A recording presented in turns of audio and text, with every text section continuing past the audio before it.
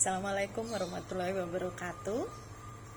Kehidupan masyarakat sekarang semakin tidak bisa lepas dari produk safety atau produk perlindungan diri, produk kesehatan dan kebersihan, perlengkapan kantor, sehingga produk aftercare otomotif. Begitu banyaknya benda-benda dan manfaatnya untuk kehidupan manusia. Apakah Anda pernah mengetahui siapa perusahaan yang memproduksinya? Jika belum, mari kenalan dengan PT 3M Indonesia, perusahaan manufaktur dan teknologi yang memproduksi berbagai perlengkapan untuk memenuhi kebutuhan di sektor healthcare, safety and industry, transport and electronic and consumer. 3M Indonesia merupakan perwakilan dari perusahaan global manufaktur dan teknologi asal Amerika Serikat yang bernama 3M Minnesota Mining and Manufacturing yang pertama kali didirikan di Amerika atau di Minnesota tepatnya pada tahun 1902. Perusahaan yang identik dengan logo 3M berwarna merah ini mengawali operasional di Indonesia pada tahun 1975 dengan 3 karyawan. Seperti halnya visi perusahaan induk, 3M Indonesia juga ingin menginspirasi inovasi dan memicu kemajuan sambil berkontribusi pada pembangunan global yang berkelanjutan melalui perlindungan lingkungan, tanggung jawab perusahaan, sosial, serta kemajuan ekonomi. Dalam menjalankan bisnisnya, 3M mengedepankan 3 pilar utama yakni science, inovasi, dan culture. Melalui science, 3M terus menciptakan berbagai produk yang bisa membuat kehidupan di seluruh dunia menjadi lebih baik. Melalui inovasi, bagaimana cara hidup, karena dengan hal itu beragam ide-ide baru bisa diwujudkan. Melalui culture kerja yang baik, 3M mendukung dan menghargai perbedaan serta memberikan kesempatan yang adil bagi seluruh karyawan. Salah satu keunggulan 3M ada pada teknologi adhesif yang diaplikasikan pada berbagai produk seperti sticky note atau pita perekat. Teknologi adhesif ini memiliki tingkat kekuatan atau kerekatan yang berbeda-beda sesuai dengan fungsi dan kegunaannya. Tidak ketinggalan ada deretan produk-produk safety dan healthcare dari 3M, mulai dari APD untuk kebutuhan personal, rumah sakit, dan berbagai industri lainnya. Brand Nextcare, Futuro, 3M Safety Google, dan 3M Particulate Respirator adalah sebagian kecil brand yang diproduksi oleh 3M untuk mempermudah kehidupan sehari-hari. Beroperasi di Indonesia, 3M tidak hanya fokus berbisnis, melainkan terus berkomitmen dalam meningkatkan taraf hidup masyarakat melalui 3 fokus utama yaitu komunitas, pendidikan, dan lingkungan. Perusahaan juga terus mengupayakan lingkungan inklusif di mana karyawan merasa aman, terlibat, dan bebas untuk berkreasi dalam berinovasi.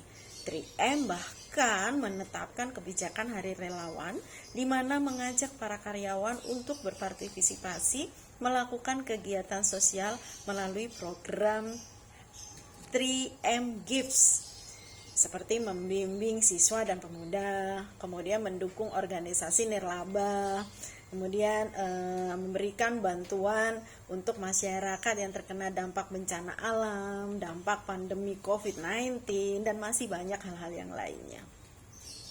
Strategi, culture, and people tampak selaras dilakukan untuk 3M berinovasi yang lagi-lagi berujung pada apresiasi. Melalui deretan inovasi produk, layanan, dan inisiatif yang dilakukan, 3M berhasil meraih sejumlah penghargaan bergengsi. Terbaru, penghargaan di kategori Learning and Development pada acara HR Excellent Award 2020 yang diselenggarakan majalah SWA. Penghargaan ini menunjukkan bahwa komitmen 3M Indonesia untuk tumbuh dan berkembang bersama dengan karyawan melalui program-program pembelajaran yang sangat berkesinambungan.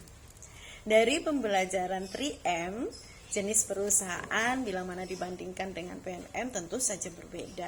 3M bergerak di bidang manufaktur, sedangkan PNM adalah perusahaan yang bergerak di lembaga keuangan.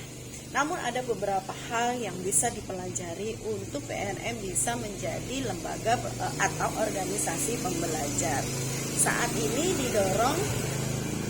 karyawan PNM didorong secara berkelanjutan dapat mengembangkan kapasitasnya untuk mewujudkan hasil yang mereka inginkan dengan adanya program-program beasiswa baik itu S1 ataupun S2. Tinggal bagaimana karyawan dapat memanfaatkan program-program ini. Kemudian karyawan PNM dapat mengembangkan pola berpikir yang baru dan ekspansif yang terus ditumbuh kembangkan melalui divisi pengembangan, baik itu diadakan pelatihan, kemudian training, sertifikasi, atau pelatihan-pelatihan yang dalam setiap minggunya juga dilakukan secara berkelanjutan. Keinginan bersama juga diberikan ruang kebebasan, dalam artian apa yang menjadi ide-ide dari karyawan juga diterima oleh atasan, kemudian dengan tetap memperhatikan prinsip kehati-hatian sesuai good corporate governance, dapat melakukan mengidentifikasi kendala dan menindaklanjuti sesuai dengan kebudayaan atau kondisi yang berada di setiap wilayah-wilayah yang berbeda. Kemudian pegawainya juga secara terus-menerus dapat belajar bersama bagaimana cara belajar melakukan penajaman strategi yang dilakukan secara terus-menerus, baik melalui briefing pagi, briefing sore, kemudian secara mingguan, secara bulanan yang dilakukan secara berkala dan dimonitoring secara melekat. Dapat disimpulkan bahwasannya dengan organisasi pembelajar ini fleksibel menghadapi permasalahan, membangun kolaborasi kerja, dan menentukan standar kerja. Learning organization atau organisasi pembelajar juga responsif dan tanggap terhadap peluang bisnis. Seperti quote Peter Drucker, salah satu konsultan manajemen di Amerika, terdapat 3 hal yang terjadi natural dalam organisasi, yakni friction atau gesekan atau perselisihan, confuse, kemudian underperform. Kita saat ini menerima pernyataan bahwa belajar itu adalah suatu proses yang cukup panjang. Agar bisa menghadapi berbagai perubahan-perubahan, yang paling penting adalah bagaimana melalui satu pembelajaran dapat mengajarkan kepada orang lain bagaimana untuk bisa belajar. Pada akhirnya, bekerja adalah satu proses belajar berkelanjutan yang membentuk masa depan dan bukan reaksi terhadap masa lampau. Dengan saya, Sugiyati Nurul Handayani.